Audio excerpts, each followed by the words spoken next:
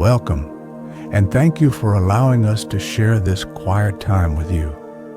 This audiobook novel is intended as a gentle companion, a soft space created to help weave a peaceful atmosphere around you as you unwind and prepare for rest. We hope to offer a sanctuary of calm at the end of your day. In our story, Sunlight on Worn Linen Threads, we will step into the quiet comfort of the sunlit attic.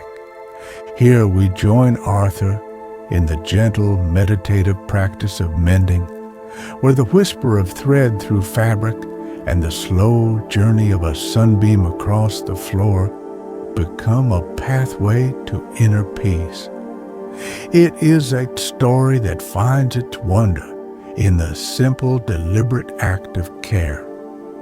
Should you find comfort here and wish for more moments like this, perhaps consider liking this video and subscribing before you settle in fully and set your device aside. And now, we invite you to relax, to let the day fall away, and to begin this gentle journey with us into sunlight on worn linen threads. Chapter 1. The Quilt's Quiet History. The afternoon sun, having passed its zenith, now cast a softer, more angled light through the house. Arthur felt its gentle call and began his slow ascent to the attic. The wooden stairs, worn smooth in the center by generations of footsteps, creaked a familiar two-note melody under his weight, a quiet announcement of his arrival. As he reached the top step and opened the simple plank door, the air that greeted him was warm and still, carrying the unique scent of his workspace, a pleasant blend of old, dry wood, the faint sweetness of beeswax from the polished floorboards, and the clean, subtle fragrance of well-kept linen. This was the sunlit attic, his peaceful domain. A single large dormer window dominated the far wall, and through it, a generous shaft of pale golden light poured into the room, illuminating a swirling, silent dance of dust motes. The light fell across the center of the room, leaving the corners in soft, restful shadow. Arthur moved towards a large cedar chest that sat beneath the slope of the roof. Its surface was dark and smooth, its brass hinges holding a muted shine. He lifted the heavy lid, and the hinges sang their own quiet, creaking song. The scent that billowed out was even richer. The sharp, clean aroma of cedarwood mingled with the delicate, floral hint of dried lavender sachets tucked within. Inside, resting on a bed of other folded textiles, was the object of his afternoon's attention, a large old quilt. With great care, he gathered it into his arms. It was heavy, but the weight was soft and yielding. He carried it to the large, sturdy work table that stood in the center of the room, right in the path of the sunbeam.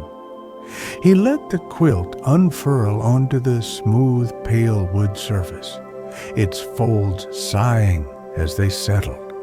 It was a simple 9-patch design. Its once vibrant calicos and homespun fabrics, now faded by time and countless washings, into a gentle harmony of soft blues, muted roses, and creamy whites.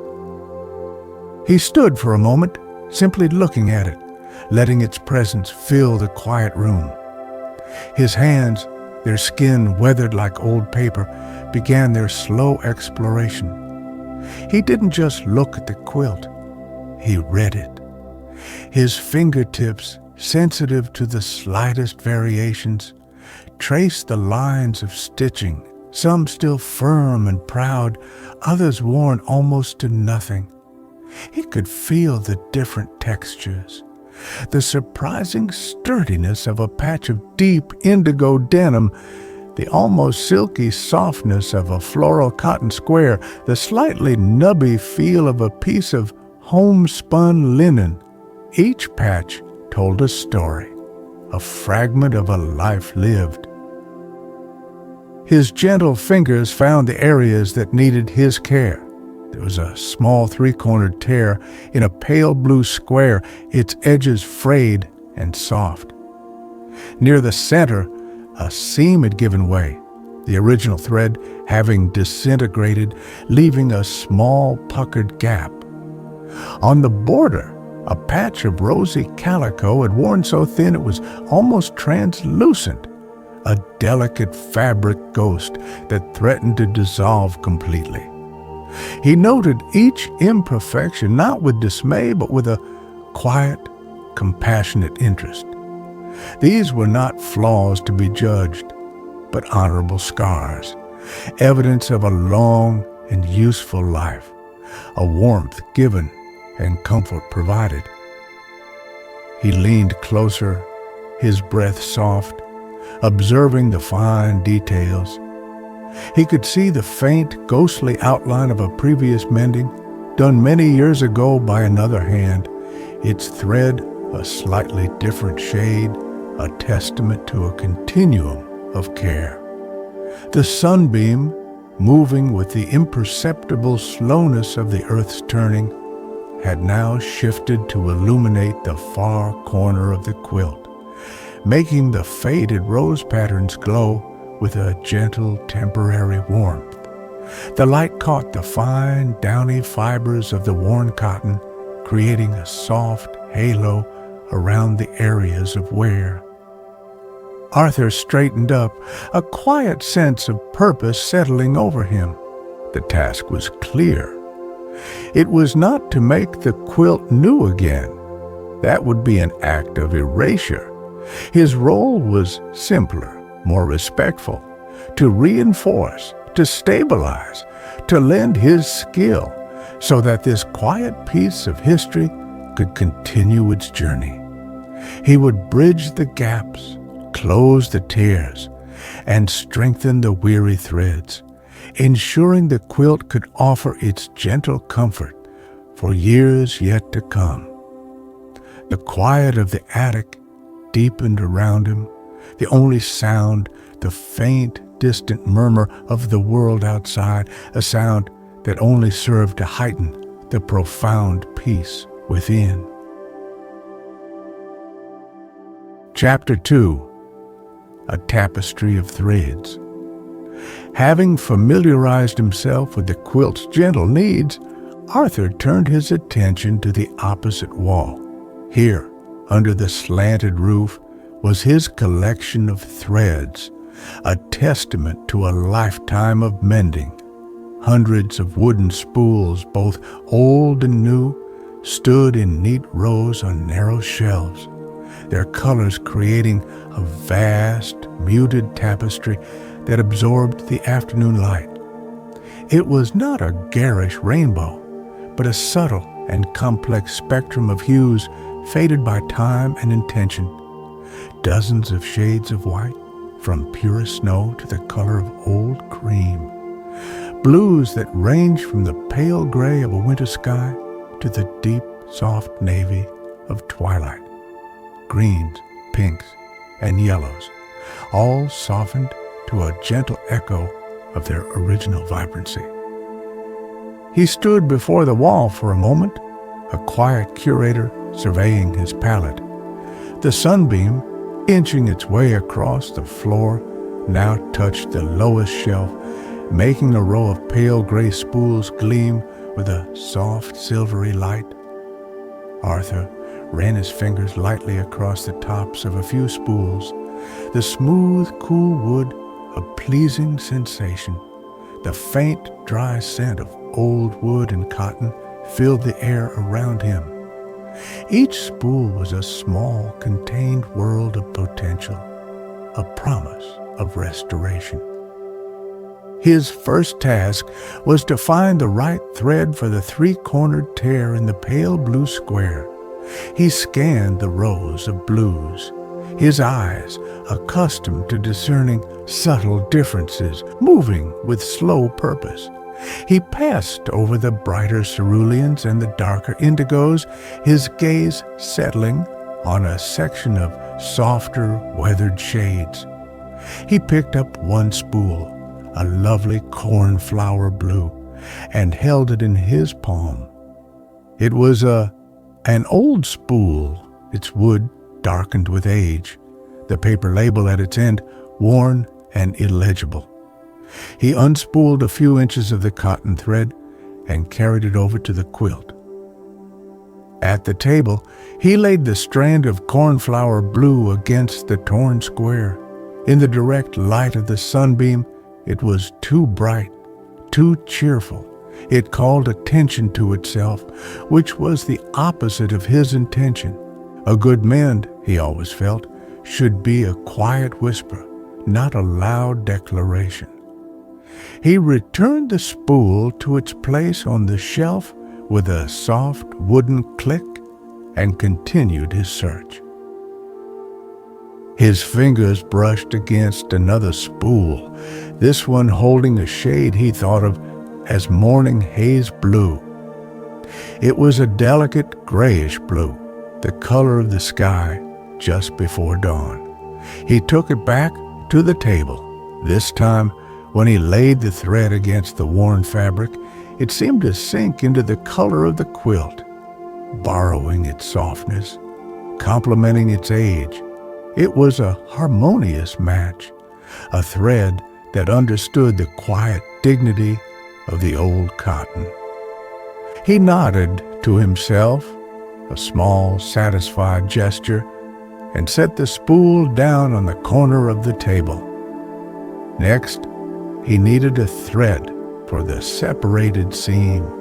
For this, a stronger neutral thread was required, one that would provide structural integrity without being seen.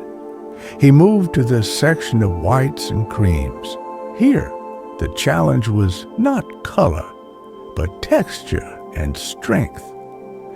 He selected a spool of off-white linen thread, slightly thicker and with a duller finish than the cottons.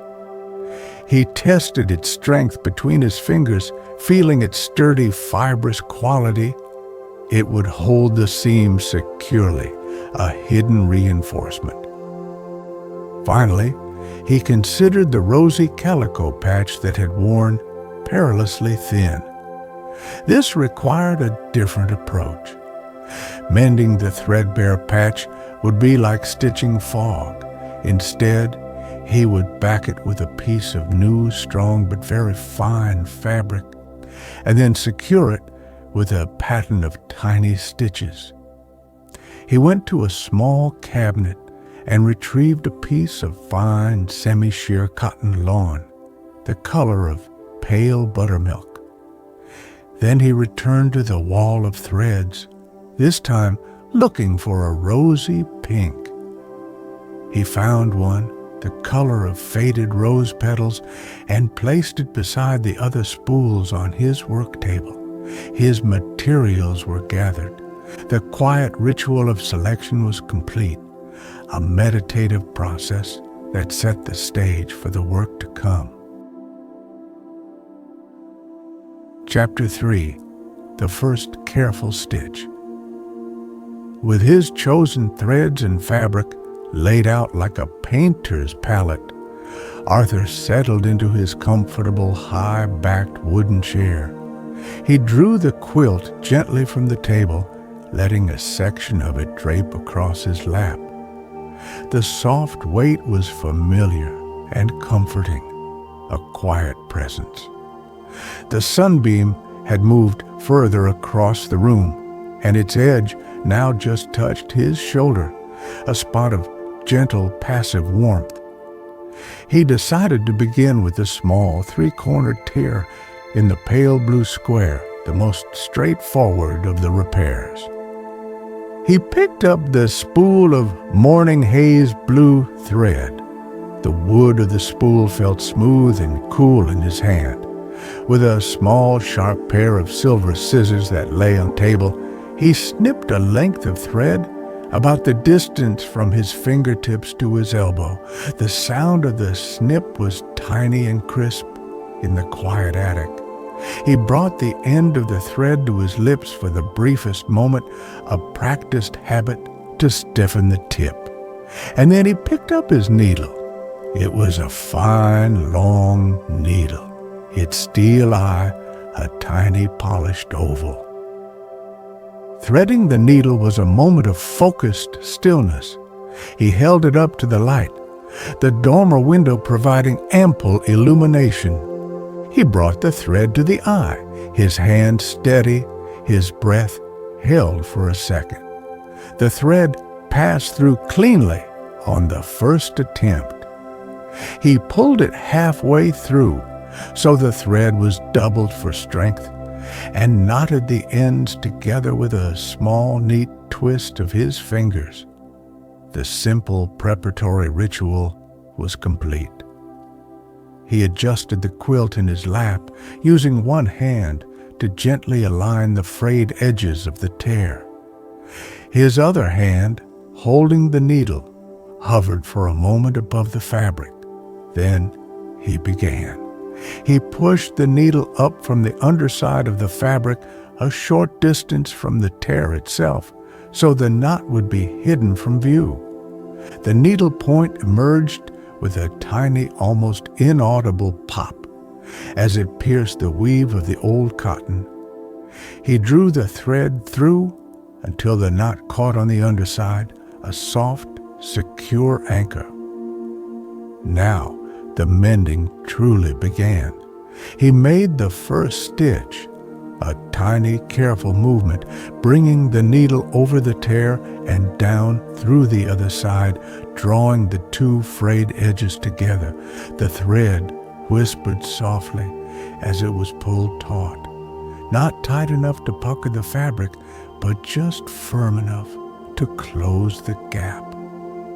He brought the needle up again, a fraction of a millimeter away, and made the second stitch, then a third, and a fourth. His movements became a slow, gentle rhythm.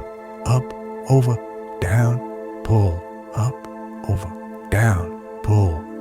His thimble, a simple silver cap on his middle finger, met the end of the needle with a soft, dull click each time he pushed it through, a tiny percussive beat in the afternoon's quiet symphony.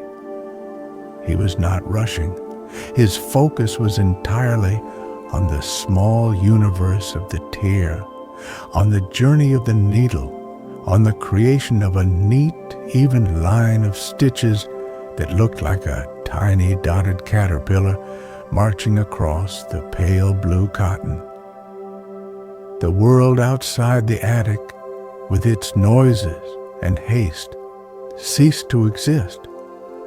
All that remained was the feel of the soft fabric, the gentle tension of the thread, the warmth of the sun on his back, and the quiet satisfaction of this simple creative act. The frayed edges disappeared, subsumed into a neat, secure seam. The small wound in the fabric was closing, healed by his patient attention. He was not just mending a tear, he was restoring wholeness, one careful stitch at a time, in the peaceful, sunlit quiet of the attic. Chapter 4. The Rhythm of Mending. Having closed the small tear, Arthur shifted the quilt in his lap to address the next area of concern, the open seam near the quilt's center. For this, he exchanged his needle for a slightly sturdier one and threaded it with the off-white linen thread he had selected earlier. This part of the mending was less about delicate aesthetics and more about quiet structural integrity. The process began again. The soft snip of the scissors, the focused moment of threading the needle, the neat, small knot at the end. He laid the quilt flat on his lap, carefully aligning the two edges of the seam that had pulled apart, one a floral calico and the other a solid cream. He began his work from the underside using a small, almost invisible backstitch, known for its strength.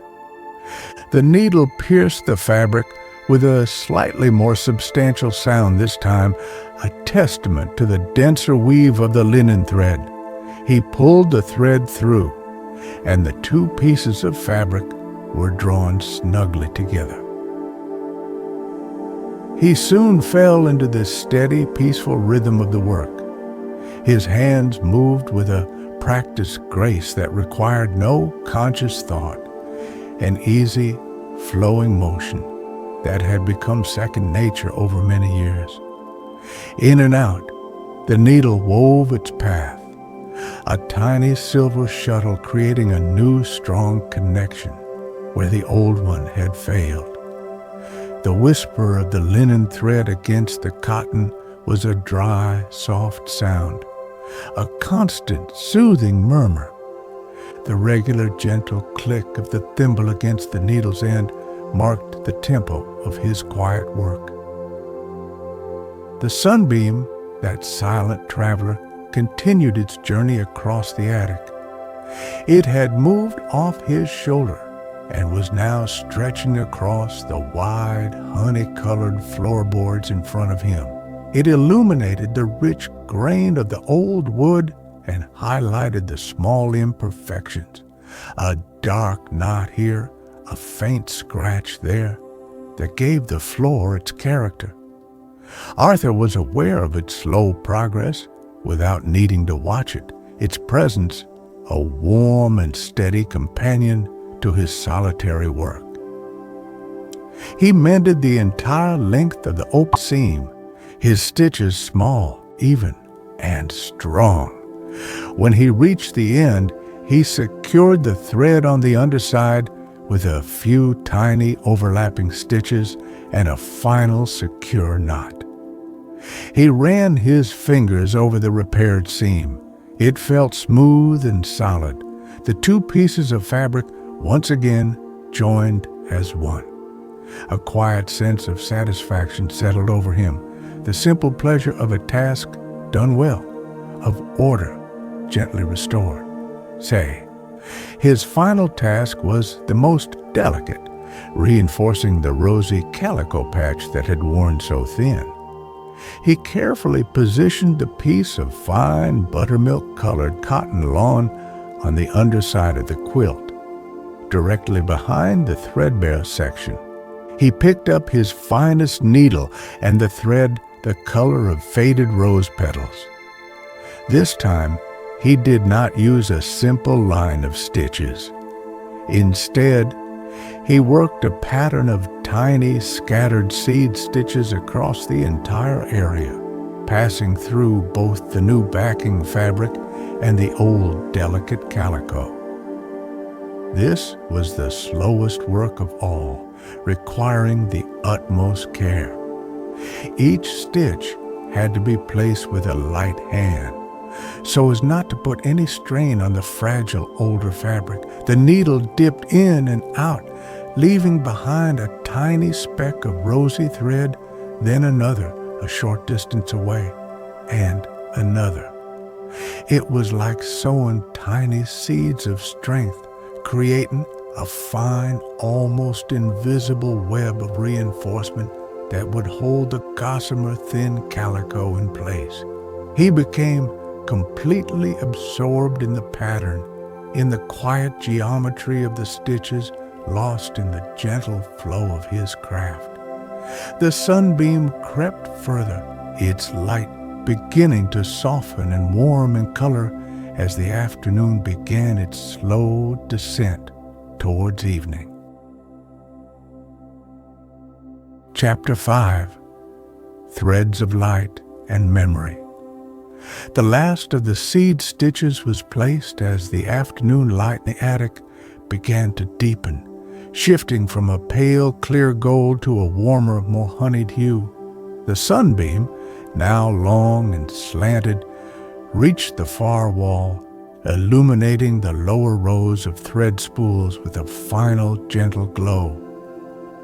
Arthur took a moment, his hands resting in his lap, to observe the change.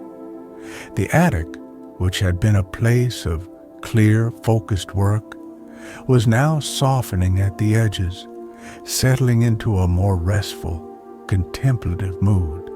The air itself seemed to grow quieter, heavier, with the approaching evening. He snipped the final rosy thread, his small silver scissors making one last, soft click. The mending was complete. With a sense of quiet ceremony, he carefully lifted the quilt, letting it unfold and drape over his outstretched arms. He stood up from his chair, his joints making a few soft creaks of their own, and held the quilt up in the waning light. He turned it over and over, examining his work not with a critical eye, but with a gentle appreciation. The small three-cornered tier was gone, replaced by a neat, almost invisible line of morning haze blue.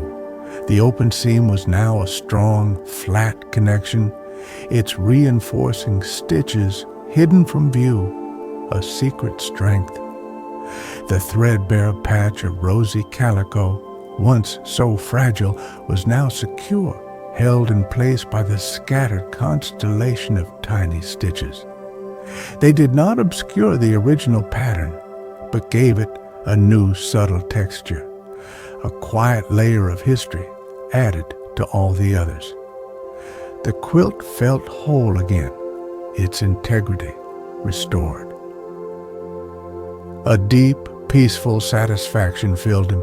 It was the unique contentment that comes from slow, patient work, from using one's hands to create or restore. He had not fought against the quilt's age, but had worked with it, respecting its journey, honoring its imperfections. He had simply lent his time and his skill to help it along its way. The quilt was not just an object, it was a repository of memories, of warmth, of comfort. And he felt he had paid his respects to that quiet legacy. He began to fold the quilt carefully, first in half, bringing the two long edges together, the fabric sighing as it settled. Then in half again, the volume becoming thicker, softer. The scent of the old cotton, warmed by the sun and his hands, rose up to meet him, a clean, dry, comforting smell. With each fold, the quilt became a neat, soft rectangle, its mended sections tucked safely within. He carried the folded quilt back to the cedar chest. He lifted the heavy lid, the familiar creak echoing in the now dimmer room. The sharp, clean scent of cedarwood once again filled the air. He gently placed the quilt back inside, settling it onto its bed of other aged textiles.